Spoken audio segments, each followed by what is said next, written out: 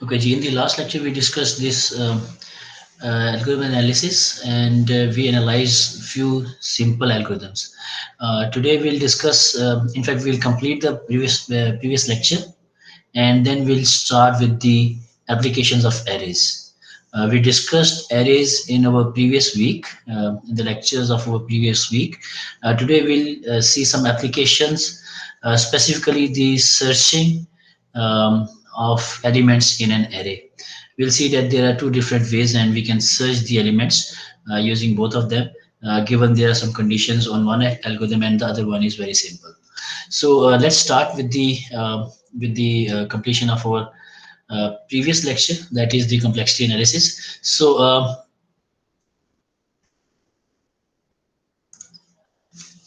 here you can see that we have a very simple statement. This is just revision of the previous lecture from where we actually left off. So we'll start from there.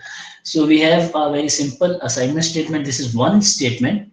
So what we would do is that we just um, count it as one statement. It's a constant number of statements. Any number of constant statements, they are actually treated as order of one. Can anybody repeat what is an order? What is this O representing here?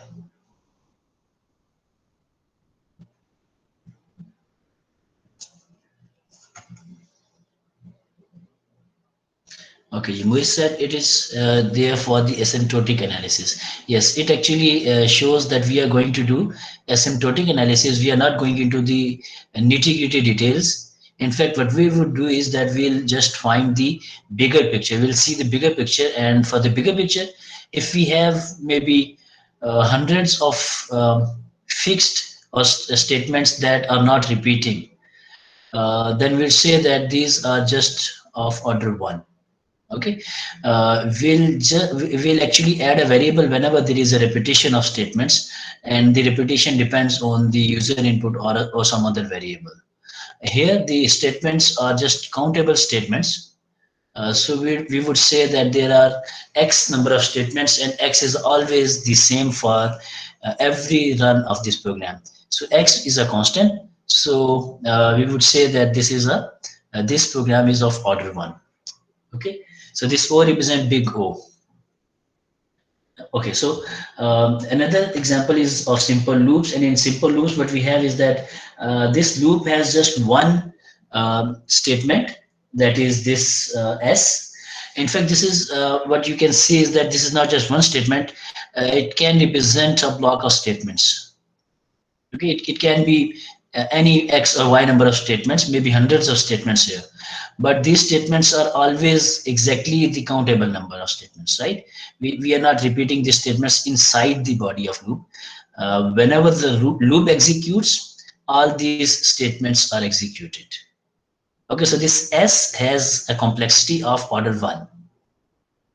This S statement, this is a block of statement, it represents a block of statements. So this S has a complexity of order one. Now this order one is repeating for all the iterations of this loop. So this loop is of order n. We can see that there are n iterations of this loop. So this loop has order n. So order n into order one, this is the complexity of the entire program of this simple loop is order n. Then we had this example of nested loops, and we saw that in nested loops, we start from the, usually we start from the inner loop first. Okay, this outer loop is just executing n number of times. We see that the complexity is of order n, but for the inner loop, again, the complexity is independent of the outer loop. So what it is doing is that it's just executing n number of times, and it has a block S that is of order one. So this inner loop, it has a complexity of order n, and this order n statements, these statements are executing n number of times. So in total, we have n into n number of operations, or we can say this is of order n square. If you have any questions, you may ask. Otherwise, we can just move on. We actually had to discuss this specific example. I said that in this example, I'll actually talk about the analysis of this specific scenario. Is there a question? Somebody unmuted themselves. Okay, if there's no question, then we can move on. Okay, so let's go into the details of this loop. This while loop is actually not that simple as the previous loops. So uh, what's happening here is that the variable h is initialized outside the loop, whereas the while loop is dependent on that variable h. And this h starts from value 1 and it continues till it reaches value n. But the difference here is that h is not incremented linearly. The statement is not h plus plus or h plus equal to 1. The statement is h is equal to 2 times h. So what it actually does is that h takes the values, initially the value was 1. In the first iteration, h was doubled, so the value was 2. In the second iteration, it doubled again. So the value became 4.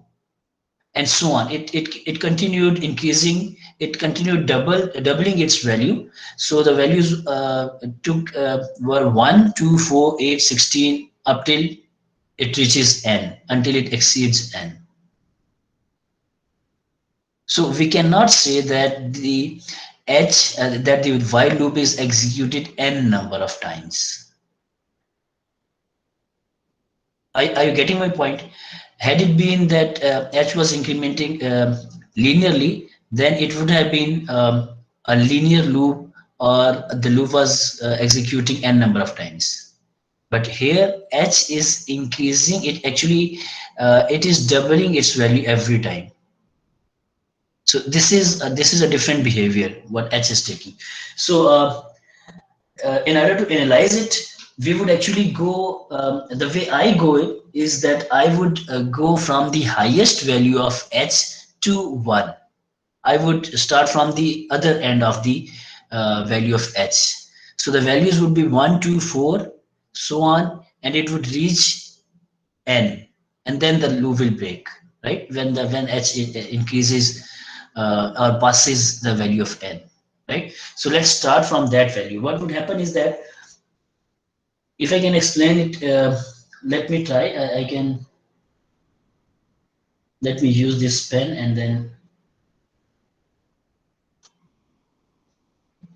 So what happens is that the biggest value that we have is n. This is the value that h takes. Okay, this is the maximum value that h takes before the loop is broken. Okay, so this is the value of n. Then for the next iteration, or if I'm going from highest value to the lowest value, the previous value from n would be n by 2, because h has doubled and reached n, right? Then another, if I write another value, that would be n by 4, right? Similarly, if I keep doing these, the first value is 1. H started from the value of 1, right? So this is the entire series, or the number, or entire values that h took before it reached n. Everybody's following me here?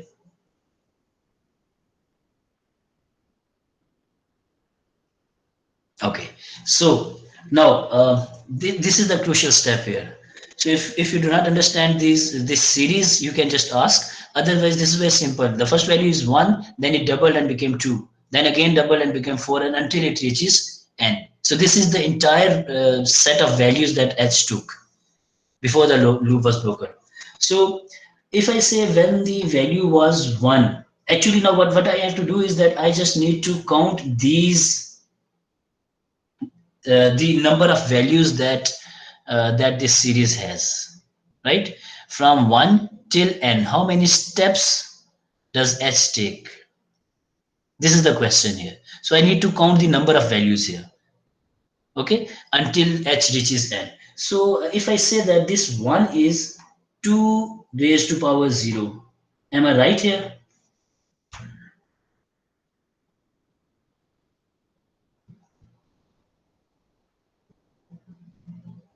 Zulkarnain writes here h is equal to 2 power 0, 1, 2, 3, 4, 5, and n is equal to n by 2 power 0. Zulkarnain, this is the, I think this is the exact mistake that I was talking about yesterday night in the previous lecture, that this is the analysis that most of the students would do. What I get from your comment is that you have just made a small mistake in this analysis, and this is the mistake that you need to cover. Because, in fact, let me just hold my comments. You can explain it later if you think your analysis is right. But before that, just see that the second value from 1 would be double of 1. That would be 2, and then it would be 4, and so on, right? So if I just change this on the left hand side, 2 raised power 0 is 1. It multiplied with 2. So 2 into 2 raised power 0 would become 2 raised power 1. Right? And then, of course, it would be 2 raised power 2, that is 4, and so on, right? This is the way how this series begins. So 2 raised power 0, 2 raised power 1, 2 raised power 2, and so on. It goes up until this h becomes n. And I need to see that this h actually is 2 raised to power something. And I can say this value is x. I do not know what is this value. So I write here is that this value is x. So 2 raised power x is equal to h, or it, and that is equal to n. This is the point where this loop breaks. Everybody agrees with this? This is the exact. Sir ये तो value तो double जो हो रही है ये तो h की है, तो but why the add of n by 2 is here? देखिए, मैंने सिंपल ये किया है कि मैंने राइट हैंड साइड पे वो वैल्यूज लिख दी थी जो कि h ले रहा था। ठीक है, इस बात से सब एग्री कर रहे हैं। तो वैल्यू क्या थी? मैक्सिमम वैल्यू n थी, उससे छोटी वैल्यू डेफिनेटली उसका हाफ थी ना, क्योंकि h की वैल्यू हमेशा डबल हो रही है। उससे छोटी वैल्यू उसका हाफ थी, n/4। तो मैंने कहा ये आखिरी 3 टर्म्स थी, और शुरू कहां से हुआ था? 1 से शुरू हुआ था, 1 का डबल हुआ था 2, 2 का डबल हुआ 4, 4 का डबल हुआ 8, चलते गए जब तक कि वो n/4 n/2 से होते होते n पे नहीं पहुंच गया। एग्रीड? तो ये राइट हैंड साइड पे तो मैंने वो वैल्यूज लिखी थी जो h की बनी थी। सर लेकिन अगर n इज इक्वल टू 9 है तो फिर हम देखेंगे ना, अगर n इज इक्वल टू 9 भी होगा तो ये डबल होके बड़ा हो जाएगा, और बड़े होने पे लूप ब्रेक कर जाएगी। ठीक है, अगर आप वाइल लूप में देखें तो कंडीशन है while h is less than equal to n। तो जब इससे जब फॉर एग्जांपल n की वैल्यू अगर 9 भी है ना, तो h डबल होगा 1 से 2, 2 से 4, 4 से 8, और 8 के बाद जब होगा तो 16 हो जाएगा, लूप ब्रेक कर जाएगी। ठीक है, तो मैं एक्चुअली इसका जो वो थोड़ा सा n से ऊपर जा रही है, जो वैल्यूज ऊपर जा रही हैं, उनको हम इग्नोर भी कर रहे हैं कि h डबल जब होगा स्टेप तो एक ही हुआ ना, चाहे वो 8 के बाद 9 हो जाता या 8 के बाद 16 हो गया, लेकिन ब्रेक कर जाएगी ना। तो लूप उसी आइट्रेशन में उसी नंबर ऑफ टाइम्स एग्जीक्यूट करेगी जो हमारा 9 की जगह 16 हो रहा है, वो भी उसी पे भी ब्रेक हो गया क्योंकि उस पर लूप एग्जीक्यूट नहीं हुई है। अगर तो 9 को मिस कर देने की वजह से अगर h की वैल्यू 8 से डायरेक्टली 16 हो रही है, 9 मिस हो गए बीच में और लूप एग्जीक्यूट कर जाती, तो हम कहते हैं कि आइट्रेशन ज्यादा हो रही है, हमें एग्जैक्टली n पे पहुंचना है। जबकि ये लूप कह रही है कि एग्जैक्टली n पे नहीं पहुंचना, हमारी लूप चलेगी जब तक h की वैल्यू n से छोटी है। जैसे ही h की वैल्यू डबल होने के बाद n से बड़ी हो जाएगी तो लूप ब्रेक कर जाएगी। ठीक है, तो मैंने यहाँ पे जो n लिखा है, ये आप समझ सकते हैं कि ये वो वाली वैल्यू है जो कि n से बड़ी है, लेकिन उसने उस टर्म पे इस लूप ने एग्जीक्यूट नहीं होना। या अदर वे राउंड, आप इनफैक्ट ज्यादा बेहतर ये कहना चाहिए कि ये वो वाली वैल्यू है कि जिस पे लूप एग्जीक्यूट हुई थी, इसके बाद जब h डबल हुआ था तो लूप टर्मिनेट कर गई थी। तो this n is the largest value जो h ने ली थी जब लूप एग्जीक्यूट हुई थी। इसके बाद जब h डबल हुआ तो लूप टर्मिनेट कर गई। तो वो वन स्टेप आइट्रेशन जो है, जो कि नहीं चली, जो जिस पे सिर्फ कंडीशन मैच हुई थी, वो इसके बाद है। उससे नीचे वाली सारी टर्म्स मैंने लिख दी हैं जिन पे ये लूप एग्जीक्यूट हुई थी। तो दिस एन को आप ऐसे भी कह सकते हैं कि ये शायद वो फ्लोर फंक्शन है, ठीक है, कि ये जो या इनफैक्ट ये सीलिंग फंक्शन है कि अगर ये डबल हो और ये बड़ा हो जाए एन की वैल्यू से, तो ये जो लास्ट टर्म है, ये last term should actually round off to the value of N, ठीक है, हम इसको ऐसे कंसीडर करेंगे, ठीक है। तो जो आपके एग्जांपल उसके एग्जैक्ट आंसर ये है कि जब एन की वैल्यू 9 होगी ना, तो एच 1 2 4 8 पे चलेगा, 4 दफा चलेगा, और इसके बाद कंडीशन फॉल्स हो जाएगी जब एच 16 हो जाएगा, ठीक है जी। तो मैं वो वाली जो 1 2 4 8 है, मैं उनका एनालिसिस कर रहा हूँ कि ये जो टर्म मैंने लिखी है यहाँ पे, ये जो टर्म्स लिखी है, ये वो टर्म्स हैं जिन टर्म्स के ऊपर एक्चुअली हमारी लूप एग्जीक्यूट हुई थी और इससे नेक्स्ट टर्म पे ब्रेक कर गई थी। तो मैंने कहा जी कि अच्छा, अब मैं ये जो लेफ्ट हैंड साइड पे वैल्यूज लिख रहा हूँ, जी आप ठीक कह रहे हो, मतलब एन मैं यहाँ पे जो लिख रहा हूँ आप इसको एन माइनस समथिंग भी कह सकते हैं, लेकिन ये वो टर्म है जो कि जिस पे लास्ट टाइम लूप एग्जीक्यूट हुई थी, ठीक है। This is the largest value smaller than N, ठीक है, जो कि एच ने ली थी, ये बात समझ आनी चाहिए, ठीक है। This is the largest value smaller than N, जो कि एच ने ली थी और लूप एग्जीक्यूट हुई थी। This is the last term of the series. तो अगर आप देखिए इसको, तो 2 raise power 0 is 1, 2 raise power 1 is 2, 2 raise power 2 is 4 and so on, इसी तरह ग्रो कर रहा था ना। अब आप कहीं भी ब्रेक कर सकते हैं, लेकिन सीरीज ऐसे ही ग्रो कर रही है। तो मैंने कहा जी जो भी है इसको अगर मैं जनरलाइज करूं तो लास्ट टर्म है 2 रेज़ पावर x, ठीक है जी। तो 2 raise power x is equal to n जो है, ये मैंने देख लिया कि दिस इज द बिहेवियर कि जहां पे जाके ये लूप जो जहां पे जाके लूप ब्रेक करती थी। अब मेरे पास जो इक्वेशन आ गई वो ये कि ये जो सीरीज जो मैंने अभी जिस सीरीज की टर्म्स काउंट करनी है वो मैं लेफ्ट हैंड साइड से अब देखूंगा कि 0 1 2, 2 raise power 0, 2 raise power 1, 2 raise power 2। अगर मैं इनको काउंट करूं तो 0 1 2 से लेकर ये जो पावर्स हैं 2 की, ये 0 1 2 से चलते चलते चलते ये जाएगी कहां तक, जिस टर्म को मैं कह रहा हूं x। तो अगर मुझे x पता चल जाए तो मुझे पता चल जाएगा कि इस सीरीज में कितनी टर्म्स हैं। ऐसे ही 2 की पावर 0 से लेकर 2 की पावर x तक h गया था। तो अगर मुझे x पता चल जाए तो मुझे पता चल जाएगा इस सीरीज में टर्म्स कितनी है, ठीक हो गया। तो अगर मुझे x फाइंड करना है तो मैं वो जो लास्ट टर्म जिसमें लिखा हुआ था 2 raise to power x is equal to n, ये जो रिलेशनशिप है ये अब मेरे लिए सॉल्व करना इंपॉर्टेंट हो गया, ठीक है जी। 2 raise power x is equal to n, और जब ये पावर में लिखा हुआ है x पर मुझे वैल्यू x की ही फाइंड करनी है, तो इसका तरीका सिंपल ये है कि taking log on both sides. अगर मैं दोनों साइड्स पे लॉग लूंगा, और ये देखें कि यहाँ पे जो x की बेस है वो 2 है ना, ठीक है। जब ये x की बेस 2 है तो मुझे log भी बेस 2 का लेना पड़ेगा। क्यों? क्योंकि जब जो log की प्रॉपर्टी है वो प्रॉपर्टी ये है कि मैं ये ऊपर लिखता हूं यहाँ पे कि log की प्रॉपर्टी ये होती है कि जब मैं log लेता हूं, log और log के साथ मैं लिखता हूं for example log of a और log base a of a लिखता हूं, तो इसका आंसर हमेशा होता है 1, ठीक है। ये बात आपको समझ आती है, ये वाला मैथमेटिक्स?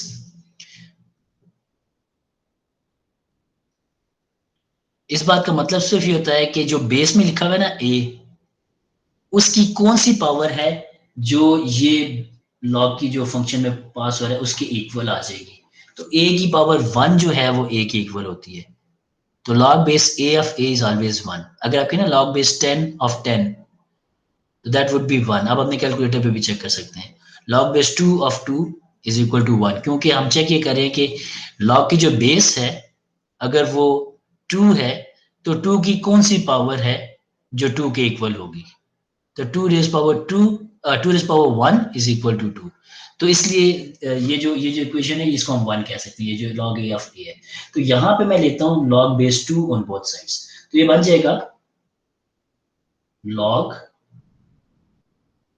बेस 2 और उसके बाद मैं लिखता हूँ 2 रेज़ पावर x, ठीक है जी।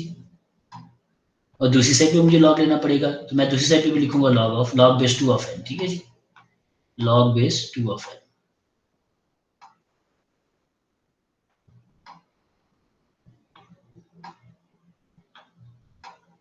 ये जैसा लिखा जा रहा है बस इसको बर्दाश्त कीजिए, ठीक है। log base 2 of n,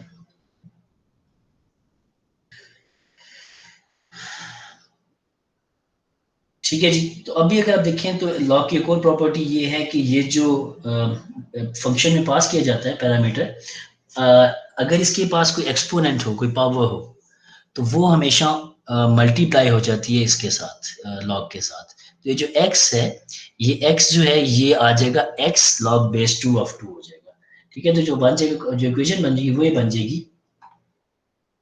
कि यहाँ से अगर मैं इसको मजीद सॉल्व करूँ तो बन जाएगा x,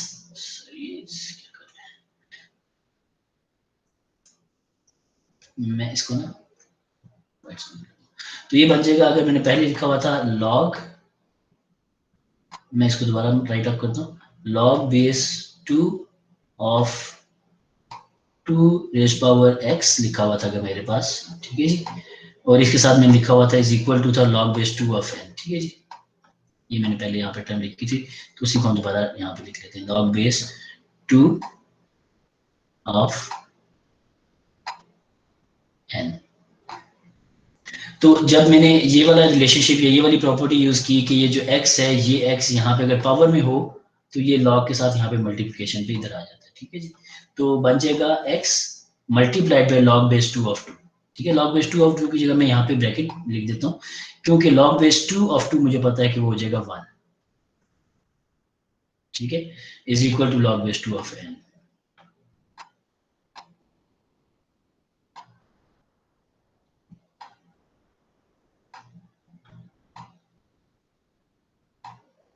ठीक है जी। तो ये हो गया x is equal to log base 2 of n, इस वन को हम इग्नोर भी कर सकते हैं, तो this becomes x is equal to log base 2 of n। तो हमें पता चल गया कि x की वैल्यू कितनी है, log base 2 of n, ठीक है। अब हमने यहाँ से ये निकाल लिया कि अगर मैं दोबारा उसको वापस जाऊँ सीरीज पे, तो ये हमें यहाँ से पता चल गया कि ये जो इटरेशंस हैं, ये जो नंबर ऑफ टर्म्स बनेंगी, h takes the value 1 2 4 up till n, ये जो नंबर ऑफ टर्म्स हैं, ये टर्म्स हैं x, और x की वैल्यू है log base 2 of n, ठीक है। तो इस पूरे जो एल्गोरिथम है, इसका एनालिसिस बनता है कि अगर हमारा जो वेरिएबल है जो लूप को कंट्रोल करे, if it's doubling its value every time, तो it would take log base 2 of n jumps और iterations to reach n, ठीक है जी। अच्छा जी, +1 जो है ये हम वो उसके जो ब्रेकिंग वाला है उसको कह सकते हैं। अच्छा, अब मुझे एक बात बताइएगा, आई हैव अ क्वेश्चन, ठीक है जी। Now I have a question and you need to answer. अगर if I just change this 2 and instead of 2 if I write 3 here, can you do the analysis, do the maths?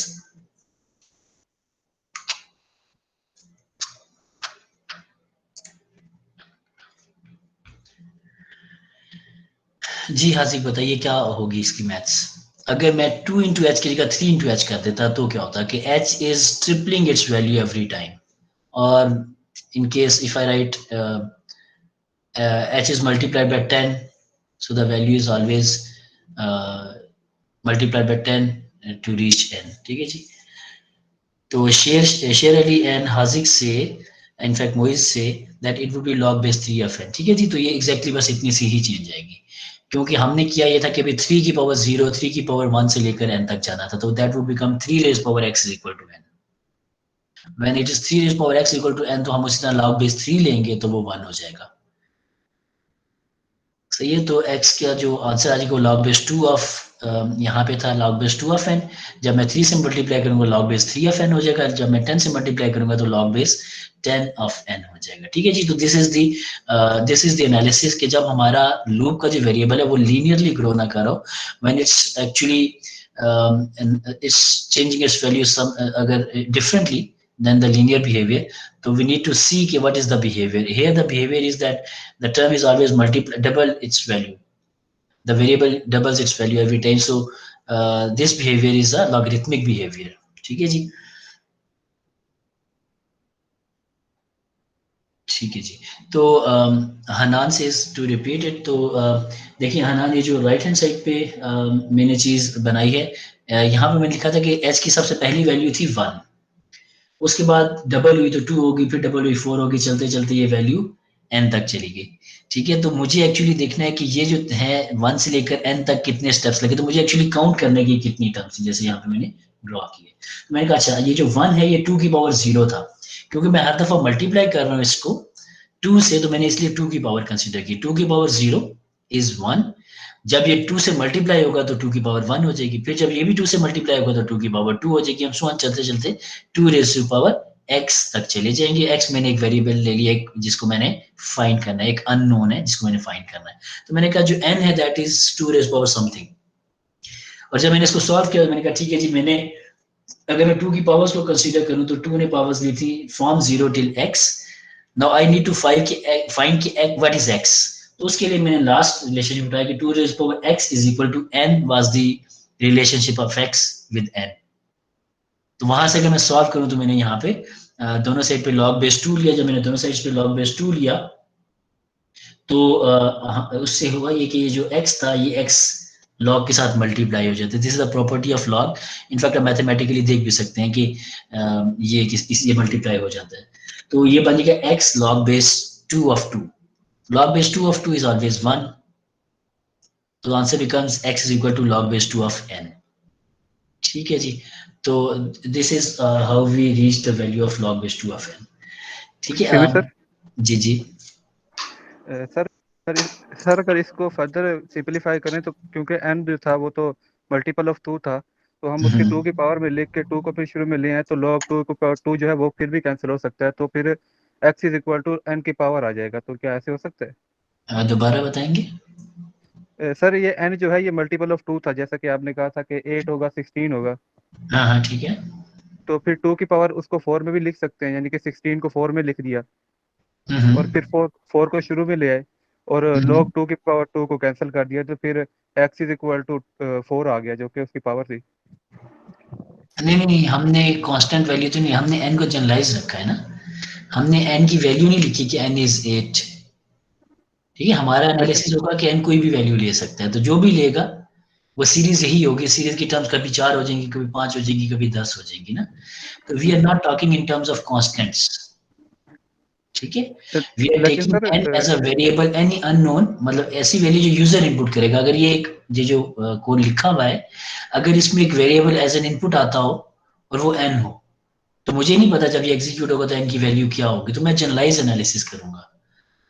ठीक है, मैंने यहाँ पे generalise ही किया ना, मैंने N को कोई फिक्स नहीं किया कि ये 8 है या एग्जैक्टली 16 है। मैंने कहा जी एन कुछ भी हो सकता है, लेकिन मैं 2 की सर पावर में ग्रो करके एन तक पहुंचूंगा। कुछ भी हो सकता है, लेकिन वो पावर n की पावर जो होगी वो 2 की पावर में होगा ना सर, तो फिर जी वो जी ऐसे ही होगा, हाँ जी।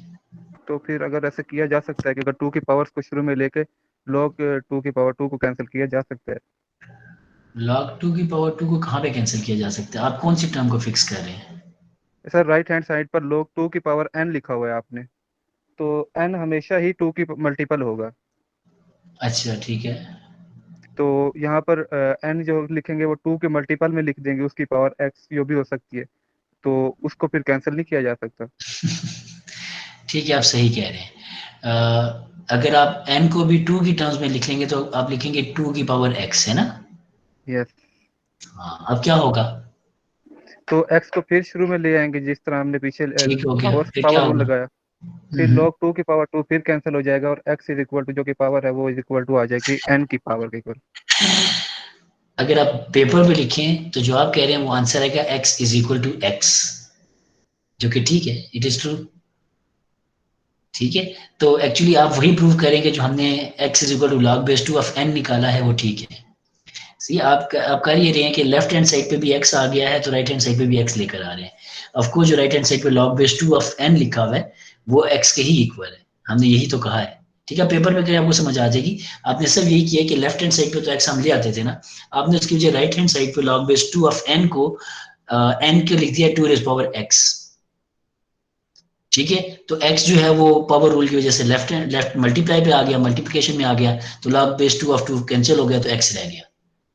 लेफ्ट हैंड साइड पे भी x है, राइट हैंड साइड पे भी x है। ठीक है, x equal to x proof हो गया ओके ना। सर। ठीक है, तो आप एग्जैक्टली ठीक कहते हैं, लेकिन ऑफ कोर्स हमने तो लेफ्ट हैंड साइड को सॉल्व करना, x को निकालना था। राइट हैंड साइड पे वेरिएबल को रहने देंगे। ठीक है, वी नो कि n is always in the power of 2, लेकिन हमने उसको तो वेरिएबल रखे, हमने लेफ्ट हैंड साइड से वो जो पावर ऑफ 2 है उसको सॉल्व किया। जो आप कह रहे थे उससे ये वाला फॉर्मूला प्रूव हो जाता है। ठीक है जी। अच्छा जी, तो दिस इज वन एनालिसिस। अब याद रखना है इसको बिल्कुल, ठीक है ना जुल्करनैन, शायद आप ठीक कह रहे थे पहले, ठीक है। मैं इसलिए उस वक्त रुक गया था कि आई जस्ट थॉट कि आप जो लिख रहे हैं शायद लिखने में आपने थोड़ी बहुत गलती कर दी, लेकिन आप जो कहना चाहते हैं शायद ये h is equal to 2 power 0, ये मैंने शायद रीड गलत किया था, 2 power 0 then 2 power 1 2 3 4 5 up till, तो यहाँ पे हम पहुंच जाएंगे उसके आंसर तक। ठीक है, राइट हैंड साइड पे थोड़ा सा एन जो आपने लिखा है, and n is equal to n by 2 power 0, ये मुझे थोड़ा सा गलत लग रहा था, इसलिए मैंने उस वक्त आपको रोक दिया था। ठीक है, लेकिन जो लेफ्ट हैंड साइड पे आपने एच की पावर्स को लिखा है वो बिल्कुल ऐसे ही ग्रो करती जा रही है, तो हमें ये 0 से लेकर जो वैल्यू है x वहां तक फाइंड करना था, n तक नहीं करना था। ठीक है, तो जुल्करनैन आप उस वक्त ठीक कह रहे थे, मतलब पार्शली ठीक कह रहे थे, थोड़ा सा गलत भी कह रहे थे, लेकिन वो ऑफ कोर्स अभी आपको भी क्लियर होगा कि कहाँ पे मैथमेटिकली आपने क्या लिखना था। ठीक है, अच्छा जी, अब यहाँ से आगे चलते हैं। अगर ये एनालिसिस सबको समझ आ गया तो बहुत अच्छी बात है। अब आप लोगों की एक जिम्मेदारी है, ठीक है, जो जो कि एक्चुअली हम एल्गोरिथम्स के कोर्स में करते हैं, लेकिन यहाँ पे भी आप ये थोड़ा सा अंडरस्टैंड कर सकते हैं। मैं इसको डिस्कस नहीं करूंगा, लेकिन जस्ट गो एंड सी कि if this log 2 of n, अगर मैं इसको एसिम्प्टोटिकली देखूं तो क्या मैं इस 2 को रिमूव कर सकता हूँ बेस में से, लिखना की जरूरत है मुझे कि नहीं? ठीक है, आप ये चेक कीजिएगा, या may be bye the end of this lecture आप मुझे बताइएगा इसका आंसर कि if I just remove this base 2 from log, तो क्या ये ठीक होगा मैथमेटिकली, अगर मैं एसिम्प्टोटिक एनालिसिस कर रहा हूँ, बिगर पिक्चर देखना चाह रहा हूँ, if I want to see the bigger picture. ठीक है, ये आप लोगों ने मुझे by the end of lecture you have to tell me. ठीक है, meanwhile you can just make some calculations on your notepad and see के इफ दिस रिलेशनशिप होल्ड और नॉट। अच्छा जी, चलिए नेक्स्ट एग्जांपल पे चलते हैं। ये आंसर पहले आ गया, चलिए। अगर हमारे पास इस तरह की लूपों के for j is equal to 0, j less than n, j plus plus, ये तो सिंपल n टाइम्स एग्जीक्यूट हो रही है, एवरीबॉडी कैन सी दैट। ठीक है जी, तो उसके बाद दूसरी जो इनर लूप है, अब ये बिल्कुल बेसिक नेस्टेड लूप नहीं है, there is a difference here. k is equal to 0 but the maximum value that k can take is j, and j is the variable that is controlling the outer loop. Okay, so this is actually a little bit complex loop. ठीक है, लेकिन इसको analyse करना कोई मुश्किल नहीं है, it's very simple.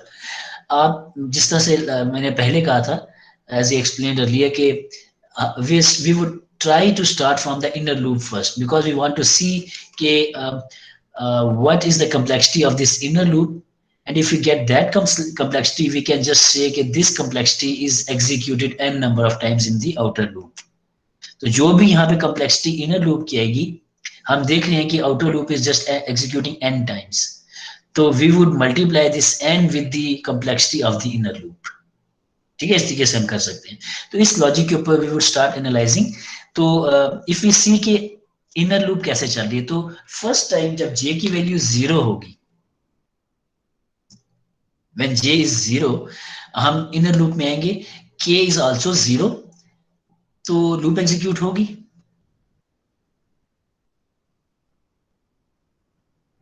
नहीं होगी, क्योंकि k लेस देन j पे चल रहा है। अगर k भी 0 है और j भी 0 है, तो k is not less than j, k is equal to j। ठीक है, k is not less than j पे लूप ब्रेक कर जाएगी, तो पहली दफा ये लूप नहीं चलेगी, इनर लूप नहीं चलेगी। ठीक है, तो हम ऐसा करते हैं कि हम इसको काउंट करना शुरू कर देते हैं। हम कहते हैं ठीक है जी, ये जो इनर लूप है, पहली आइट्रेशन में j की पहली आइट्रेशन में 0 टाइम्स एग्जीक्यूट हुई थी। ठीक हो गया। अच्छा, फिर हम कहते हैं अच्छा, अब हमने दोबारा बाहर के we increase the value of j, it became 1। दोबारा we came back in the inner loop and we initialized k with 0. Now k is less than j because j is 1. तो इस दफा जो इनर लूप है वो once execute होगी, k is equal to 0 के लिए एग्जीक्यूट होगी, k इंक्रीमेंट होगी, जब 1 होगा तो ब्रेक कर जाएगी। सही हो गया। तो इस दफा ये जो पहली आइट्रेशन थी वो 0 टाइम एग्जीक्यूट हुई थी, सेकंड आइट्रेशन वंस एग्जीक्यूट हुई। तो j की सेकंड आइट्रेशन में जो इनर लूप है वो वंस एग्जीक्यूट हुई। ठीक हो गया। अच्छा, अभी हम करेंगे कि अब मैं ऐसा करता हूँ कि साथ यहाँ पे ना इसको कॉलम बना लेता हूँ। ऐसे कर लेता हूँ कि ये जे का कॉलम है, ठीक है जी, ठीक है जी, और इनफैक्ट हाँ ठीक है जी, और ये हमारे पास आइट्रेशन को मैं आई से रिप्रेजेंट करता हूँ, ठीक है जी। तो अगर आप देखें तो जे की वैल्यू जब 0 थी तो ये 0 टाइम एग्जीक्यूट हुई, जब जे की वैल्यू 1 थी तो ये 1 से एग्जीक्यूट हुई इनर लूप, ठीक है। नीचे मैं लिख रहा हूँ कि इनर लूप कितनी दफा एग्जीक्यूट हुई है। अब मैं जे की वैल्यू इंक्रीमेंट करता जाता हूँ, तो यहाँ पे जे की वैल्यू 2 भी आएगी, जे की वैल्यू उसके बाद 3 आएगी, फिर 4 आएगी, फिर 5 आएगी, चलते चलते जे की वैल्यू एन पे भी एग्जीक्यूट होगी, ठीक है। 0 से लेकर एन तक, ये एन प्लस वन आइट्रेशन बनती है ना, ठीक है। तो जे की वैल्यू 0 से लेकर एन तक एन प्लस वन आइट्रेशन बन गई, ये सारी एग्जीक्यूट हो रही हैं। तो मैंने ये देखा था कि जो जे की वैल्यू होती है, जे की वैल्यू 0 थी तो इनर लूप 0 टाइम एग्जीक्यूट हुई थी। जे की वैल्यू जब मैंने 1 की तो इनर लूप 1 एग्जीक्यूट हुई, जब जे की वैल्यू 2 की तो इनर लूप मेरे पास it executed 2 number of times, it took 2 iterations, ऐसे ही है। और जो जे की लास्ट वैल्यू थी जो कि एन थी, इसके लिए इनर लूप ने एग्जैक्टली एन आइट्रेशन ली। अब इसने एन प्लस वन आइट्रेशन नहीं ली, ठीक है, इसमें रखना है आपने। इनर लूप 0 से लेकर जे तक चल रही है, तो जे की वैल्यू जब एन थी तो ये लेस देन जे तक, यानी कि एन माइनस वन तक चली थी, ठीक है। लेकिन 0 से एन माइनस वन तक चली थी तो एन आइट्रेशन ली थी, ठीक हो गया। अब अगर आप देखेंगे, मुझे टोटल काउंट करने सारे कि ये कितनी आइट्रेशन बनी है, कितने नंबर ऑफ स्टेप्स बने। We have very simple rule, in fact that was the I guess second rule of our complexity analysis, वो यहाँ पे अप्लाई होना चाहिए। What was that rule, can anybody pick that point here?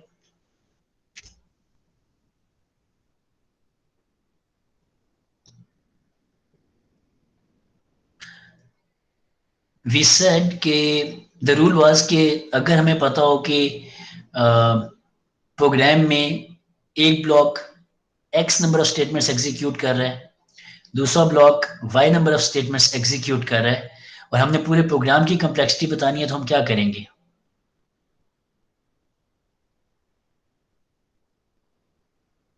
एक programme में दो blocks हैं, पहला block X number of statements ले रहा है या ऑपरेशंस परफॉर्म कर रहा है, दूसरा block Y number of operations perform कर रहा है, तो टोटल ऑपरेशंस कितने बने? X plus Y. एग्जैक्टली अगर उसी को थोड़ा सा एक्सटेंड करें तो in this example we can see कि first iteration took 0 operation, second iteration took 1 operation, third operation took 2 operations. तो वी कैन जस्ट डिवाइड और partition these operation into different blocks इसी लॉजिक के ऊपर। तो हम कहेंगे कि 0 iteration plus 1 iteration plus 2 iteration up till last जो जे की वैल्यू थी उसके लिए जितनी भी आइट्रेशन आई, इन सबको अगर हम ऐड कर लेना तो this is the complexity of this program. We just need to add, जैसे शेजिल ने कहा कि हमें टोटल नंबर ऑपरेशंस पता चलेंगे कि हमने ये आइट्रेशन जो इन्हें लूप की है कितनी की है, तो that would be 0 plus 1 plus 2 plus 3 plus 4 up till n. Now this is the arithmetic series that we have seen so many times. आपने शायद you have studied is in the calculus course, so you can well in fact easily calculate the sum of the series, that is n into n plus 1 whole divided by 2. Okay, this is the formula on the left hand side. I from 1 till n, if we are just adding the values, it would become n into n plus 1 over 2. We have a complete proof of this, so we do not need to go into the details of the proof, but we know that the sum of the arithmetic series, first n terms of the arithmetic series is n into n plus 1 whole divided by 2. ठीक है जी। In fact I remember कि ये शायद आपने university से भी पहले ये वाली सीरीज पढ़ ली होगी। शेजिल एन प्लस ये क्या था? It's not an plus 0 plus 1 plus 2 this is just कि हमने ये सारी इटरेशन जो थी ये सारी ऐड अप कर ली, 0 plus 1 plus 2 plus 3 up till n. We just need to add n terms, mathematically ये लिखा हुआ है इसकी लेफ्ट हैंड साइड पर, ठीक है, कि हमने किस चीज को ऐड किया। We just added first n terms starting from 1, ठीक है जी, 0 को इग्नोर किया ना, तो starting from 1 we have added the first n integers. वे अगर आप इसको अरिथमेटिक सीरीज के तौर पे देखें तो वो जो डिफरेंस है that is 1 in every term, ठीक है जी। तो अच्छा, अब जो दानियार और बाकी लोग कह रहे हैं कि हमने वो जो पहले सोचा था कि हम इसके साथ n मल्टीप्लाई करेंगे, अगर आप देखें तो हमने उस n को पहले कंसीडर कर नहीं लिया, हमने किया ये कि इनर लूप जो है उसको हमने बिल्कुल ही एक तरह से लूप समझा ही नहीं है, हमने सिर्फ आउटर लूप की हर आइट्रेशन में नंबर ऑफ स्टेप्स काउंट कर लिए हैं। तो आउटर लूप को ये अगर देखें तो ये जो मैंने जे लिखा था ये आउटर लूप की एग्जीक्यूशन ही थी ना, तो मैंने एक्चुअली वो जो n number of times outer loop में एग्जीक्यूट होना था, मैंने उसकी हर आइट्रेशन में कितने स्टेप्स परफॉर्म हुए उनको लिख लिए, और फिर वो जो x प्लस वाई वाली लॉजिक थी वो यहीं पे अप्लाई हुई कि जब मुझे पता था कि j की हर आइट्रेशन में कितने स्टेप्स परफॉर्म हुए, तो I just need to add those number of steps and I would get the total number of operations और स्टेप्स। ठीक है, तो एक्चुअली वो जो ये जो एनालिसिस था, ये एनालिसिस थोड़ा सा मैंने आपको इसका स्टार्टिंग पॉइंट ये दिया था कि जब भी नेस्टेड लूप हो, start from the inner most loop. इस केस में स्पेसिफिकली इनर मोस्ट लूप ने हमें डिक्टेट किया कि ये लूप डिपेंड करती है आउटर लूप के ऊपर, तो just keep unrolling the outer loop and you would get the total number of operations. तो हमने यही किया, हमने आउटर लूप को वन बाय वन अनरोल करते गए, पहली आइट्रेशन में कितने स्टेप्स हुए, दूसरी आइट्रेशन ने कितने स्टेप्स लिए, तीसरी आइट्रेशन ने कितने स्टेप्स लिए। तो ये जो ऊपर एन लिखा हुआ है ये वही है, जे का इंडेक्स है, और उसके लिए जितने जितने स्टेप्स हुए थे, उससे पिछली टर्म में कितने स्टेप्स हुए थे, उससे पिछली इटरेशन में इनर लूप ने कितने स्टेप्स लिए थे, हमने इन सबको ऐड कर दिया। ठीक है, तो जो इनर लूप है उसका ऑर्डर एन नहीं है। ठीक है, ये जो भी आप क्वेश्चन पूछेंगे order of inner loop is n, जी नहीं, ऐसा नहीं है। ठीक है, हम एक्चुअली ये जो इनर लूप है ये आउटर लूप पे डिपेंड कर रही है। तो फर्स्ट टाइम जब जे की देखिए, ये इनर लूप आप ऐसे भी कह सकते हैं कि अगर हम आउटर लूप की वैल्यू को फिक्स कर लें, आउटर लूप में जे है ना, अगर हम जे की किसी एक आइट्रेशन के लिए फिक्स कर देंगे, जे की वैल्यू 5 के लिए देखना चाह रहे हैं, यू कैन सिंपली से कि इनर लूप जो है वो शायद एक कांस्टेंट नंबर ऑफ स्टेप्स है, ये एक ब्लॉक है जिसमें एक कांस्टेंट नंबर स्टेप्स लगते हैं। तो अगर जे की वैल्यू 5 है तो इनर लूप में 5 स्टेटमेंट, मतलब जो इस पूरी बॉडी में स्टेटमेंट्स हैं इंक्लूडिंग द इनर लूप, वो 5 होंगी, 5 स्टेप्स लगेंगे।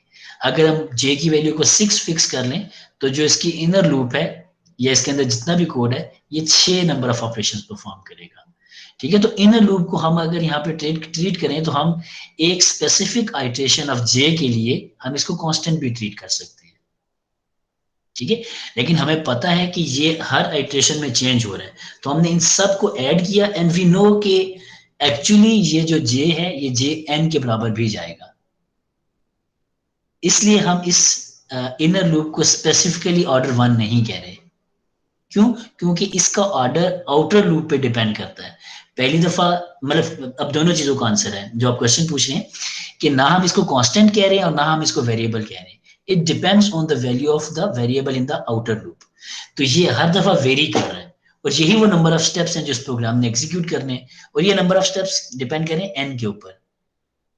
ठीक है, तो इनर लूप आप कह सकते हैं कि पार्शियली जो है ये फॉर वन स्पेसिफिक आइट्रेशन एक कांस्टेंट बिहेवियर देती है, हमें पता होता है एग्जैक्टली इतने नंबर ऑफ स्टेप्स लेगी।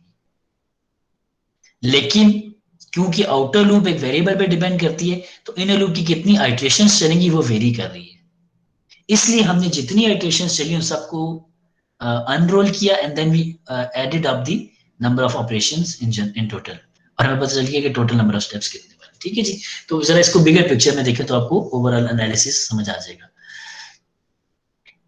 मोइस इनर लूप का ऑर्डर 1 नहीं है। ठीक है, ये क्लियर कर लें, और इनर लूप का ऑर्डर जो है वो वेरिएबल भी नहीं है क्योंकि वो एक टर्म में हमें एक्जैक्टली पता है एक आइट्रेशन में कितना चलेगा, तो हम इसको कह सकते हैं कि it depends on the outer loop, जो आउटर लूप इसे कहेगी उतनी दफा एग्जीक्यूट कर लेगी। लेकिन क्योंकि आउटर लूप वेरिएबल है, वो वेरिएबल नंबर ऑफ टाइम्स चलती है, एन नंबर ऑफ टाइम चलती है, जनरलाइज है, तो हमें एनालाइज करना जरूरी है कि जब ये एन टाइम्स जे की आइट्रेशन चलेगी तो एक्चुअली कितने नंबर ऑफ स्टेप्स परफॉर्म हुए हैं। तो ये यूजर की इनपुट के ऊपर डिपेंड करता है, तो ये बिहेवियर हमें सारी टर्म्स को ऐड करके ही पता चलेगा। ठीक है, हम इसको कांस्टेंट नहीं कह सकते। ठीक है जी, तो जो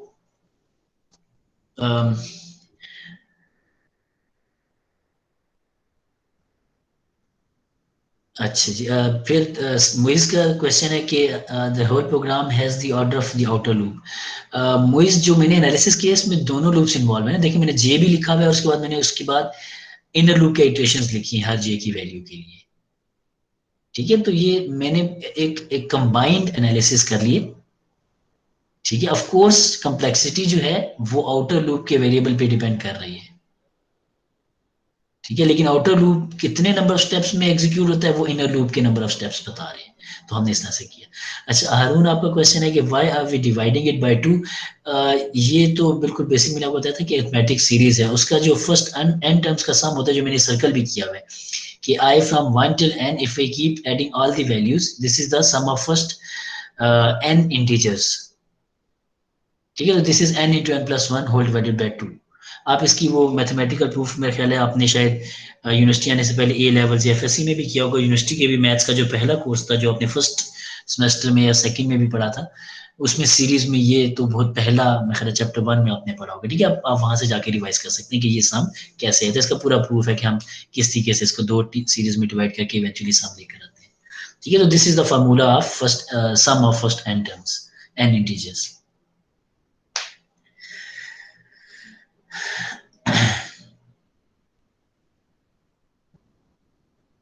जी अच्छा जी, जो नेक्स्ट बात है वो ये जो तलाल ने भी बोली है। अब इसका नेक्स्ट स्टेप ये होगा कि n into n plus one whole divide by 2 को अगर हम फर्दर डिवाइड करें तो this would become n square plus n।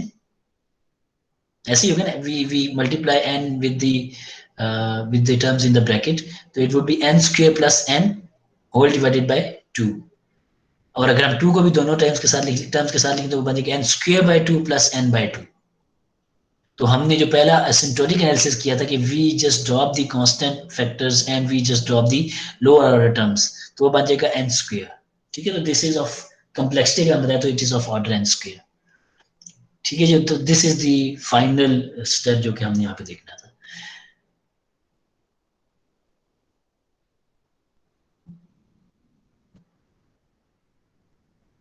ठीक है जी, मोइस जो मैंने एनालिसिस किया, अब इसको जरा दोबारा देखिएगा कि मैंने किया ये कि आउटर लूप की हर आइट्रेशन को अलग-अलग से देख लिया, क्योंकि मुझे पता है कि आउटर लूप की हर iteration different number of steps perform करती है।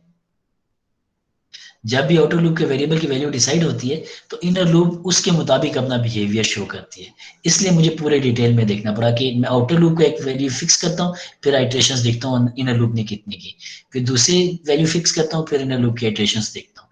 तो अगर मैं इस तरीके से चलूँ तो मैं एक्चुअली पूरे प्रोग्राम को at a time single instance में पूरे प्रोग्राम को ही एनालाइज कर रहा हूँ। मुझे ये सारी जो आइट्रेशंस है इनर लूप की, इन्हीं को सम करना है, दैट्स इट। तो मैंने फर्स्ट n टर्म्स को सम किया। जब मैं कह रहा हूँ फर्स्ट n टर्म्स को सम किया तो बेसिकली मैं j की ही बात कर रहा हूँ कि j ने n एग्जीक्यूशंस की थी। ठीक है जी, तो लेट्स मूव फॉरवर्ड। तो इसके बाद जो आखिरी चीज आती है, जो कि कल किसी बच्चे ने क्वेश्चन में भी बोला था कि बिग ओ के अलावा भी कोई हमारे पास एनालिसिस होता है, तो दो और एनालिसिस भी होते हैं जो कि हमने ऑफ कोर्स शुरू में थ्योरी में थोड़ा सा देख लिया था। वी सॉ कि there are 3 different type of behaviours. ठीक है, एक होता है बिग ओ, यानी कि हम उसको देखते हैं कि what is the worst case जो हमारा प्रोग्राम ले सकता है, वर्स्ट सिनेरियो। उसके बाद दो जो थे वो थे एवरेज और बेस्ट। ठीक है, ये दो सिनेरियो और भी थे, एवरेज सिनेरियो और बेस्ट सिनेरियो। ठीक है, तो उनको अगर देखें तो उनके लिए भी हम थोड़ा सा एसिम्प्टोटिक एनालिसिस करते हैं। तो हमारे पास ये जो दूसरी दो नोटेशन है वो है बिग ओमेगा और बिग थीटा। ठीक है जी, तो जो हमारे पास बिग ओमेगा है, ये बेसिकली कह रहा होता है कि हम वो फंक्शन फाइंड करना चाह रहे हैं जो कि हमेशा एफ ऑफ एन से छोटा ही होगा। तो बेसिकली हम फाइंड ये करना चाह रहे हैं कि बेस्ट केस क्या है। जब हम बेस्ट केस फाइंड करते हैं तो वी से कि हम अगर सिम्प्टोटिक एनालिसिस भी करें तो हम कहेंगे हम बिग ओमेगा फाइंड कर रहे हैं, तो वी वुड फाइंड के सबसे बेहतर बिहेवियर ये फंक्शन कब दे सकता है। और जब हम बिग थीटा कहते हैं तो बिग थीटा का मतलब ये होता है कि ये एवरेज केस बिहेवियर क्या देगा। तो we need to find a range के इसके बीच बीच में बिहेव करेगा हमेशा। ठीक है, तो यहाँ पे उसकी डेफिनेशन एक्जैक्टली लिखी है कि एक्जैक्टली जैसे बिग ओ में करते थे, we need to find a c and a value of n. अगर ये दो वैल्यूज हमें मिल जाए तो हम कह सकते हैं कि अगर हम बिग ओमेगा यानी बेस्ट केस फाइंड करें तो हम कह रहे हैं कि f of n is always greater than और इक्वल टू दिस, इससे छोटा नहीं हो सकता, इस जी ऑफ एन से छोटा नहीं हो सकता किसी भी केस में। ठीक है, तो हमने सी की को पॉजिटिव वैल्यू लेनी है, पहली बात नेगेटिव वैल्यू नहीं लेनी, क्योंकि सी की नेगेटिव वैल्यू लें तो -1 लिख दें हमेशा ही जी ऑफ एन छोटा हो जाएगा ना एफ ऑफ एन से। एफ ऑफ एन अगर कॉम्प्लेक्सिटी एन है आपके प्रोग्राम की, लीनियर है, तो अब जी ऑफ एन को भी एन लेके सी की वैल्यू नेगेटिव रख दें, हमेशा छोटी वैल्यू ही आएगी ना। तो आपने सी की वैल्यू कभी नेगेटिव नहीं लेनी, सी की वैल्यू हमेशा पॉजिटिव ही होगी इन सारे एनालिसिस में। ठीक है जो, तो बिग ओमेगा में हम करते हैं कि हम वो फंक्शन फाइंड करने की कोशिश करते हैं जो हमेशा फंक्शन एफ ऑफ एन से छोटा होगा, और बिग थीटा के अंदर हम हमेशा वो फंक्शन फाइंड करने की कोशिश करते हैं, दो फंक्शन फाइंड करने की कोशिश करते हैं या दो लिमिट्स फाइंड करने की कोशिश करते हैं कि हमारा एक फंक्शन अगर C1 से मल्टीप्लाई करें तो एफ ऑफ एन से छोटी वैल्यू देगा, और अगर C2 से मल्टीप्लाई करें तो वो एफ ऑफ एन से हमेशा बड़ी वैल्यू देगा। ठीक है, तो एक ऐसा फंक्शन जो कि with some factor f of n को दोनों तरफ से बाउंड करता है। ठीक है, जो बिग थीटा इसको कहते हैं टाइटर बाउंड, यानी कि एवरेज केस के ना इससे छोटा होगा ना इससे बड़ा होगा, यानी कि इस जैसा इससे इसके अंदर अंदर बिहेव करेगा। ठीक है, तो बिग ओमेगा और बिग थीटा ये एनालिसिस भी होते हैं बिग ओ के अलावा, लेकिन हम इनकी डिटेल में ज्यादा अभी नहीं जाएंगे, मे बी एल्गोरिथम्स के कोर्स में अब इसकी डिटेल में मजीद जा सकेंगे। ठीक है जी, तो ये उसकी मैथमेटिकल नोटेशन जो मैंने भी एक्सप्लेन की थी वो यही थी। ठीक है, इनकी नोटेशन लिखने की ये होती है कि ओमेगा के लिए आप ये जो साइन होता है मैथमेटिकल ये वाला सिग्मा यूज करते हैं, और ये थीटा का तो सिंबल आपको पहले ही पता है कि वो ये वाला ओ के अंदर एक डैश सी होती है। ठीक है, तो बिग थीटा या बिग ओमेगा आप अलग से भी डिनोट कर सकते हैं किसी एनालिसिस के अंदर, लेकिन इसकी डिटेल में हमने इस कोर्स में ज्यादा नहीं जाना। You just need to know कि ये दो भी होते हैं। ठीक है, कभी कभी किसी प्रोग्राम का आप बिग थीटा भी बताते हैं और कभी कभी किसी प्रोग्राम का बिग ओमेगा भी बताते हैं। ठीक है, लेकिन जो बेस्ट जो सबसे ज्यादा रिक्वायर्ड होता है वो बिग ओ होता है, जिसका जो गारंटी देता है कि हमारा प्रोग्राम इससे बुरा बिहेव नहीं करेगा। ठीक है जी, तो अगर हम समराइज करें तो समराइज हम ये करेंगे कि given two algorithms we need to compare this to those two algorithms, और जब हम कंपेयर करते हैं तो हमने बेसिकली उनका वो बिहेवियर देखना होता है जो कि वर्स्ट केस में आ सकता है। ठीक है जी, तो जो वर्स्ट केस में बिहेवियर आता है वो प्रॉब्लम साइज पे डिपेंड करता है। ठीक है, और ऐसा ऐसा जैसे जैसे हम इनपुट का साइज बड़ा करते जाते हैं functions they tend to show their growth rate, और हमें हमारा जो ज्यादा फोकस होता है वो उसकी ग्रोथ रेट पे ही होता है। ठीक है जी, तो आप लोगों को आई डोंट नो जो स्लाइड नजर आ रही है वो कौन सी नजर आ रही है? हाँ जी, ग्राफ वाली स्लाइड मैंने काफी देर पहले चेंज कर दी थी।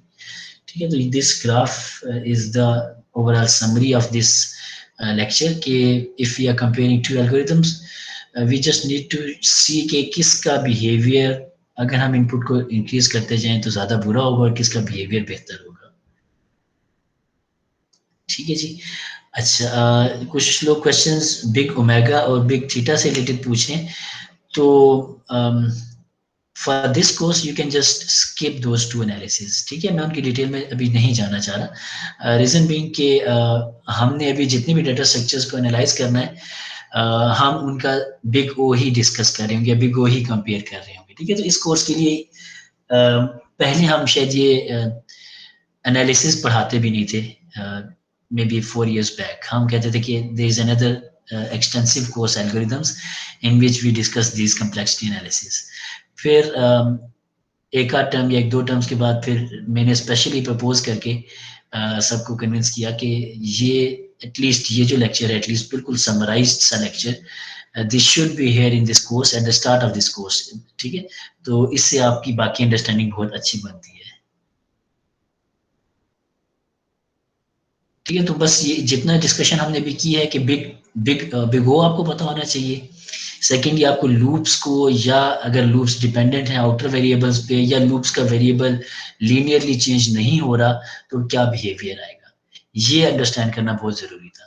ठीक है, ये जो ग्राफ है मुइज ये बहुत सिंपल, मैं वो बता रहा हूँ जो हमने पूरा लेक्चर अभी कवर किया उसमें यही हम एनालिसिस कर रहे थे कि अगर हमारे पास दो एल्गोरिथम्स हैं, एक एल्गोरिथम शुरू में छोटी इनपुट वैल्यूज के लिए बहुत अच्छा बिहेव कर रहा है, लेकिन बड़ी वैल्यू जैसे यहाँ पे इस ग्राफ में शो हो रहा है कि 10,000 अगर इनपुट का साइज हो जाए उसके बाद ये जो एल्गोरिथम बी है ये एकदम से शूट कर जाता है नंबर ऑफ स्टेप्स पे, जबकि एल्गोरिथम ए जो है उसके लिए इनपुट साइज जितना मर्जी ज्यादा होता जाए उसका जो नंबर ऑफ स्टेप्स हैं वो लीनियरली ही ग्रो करते हैं।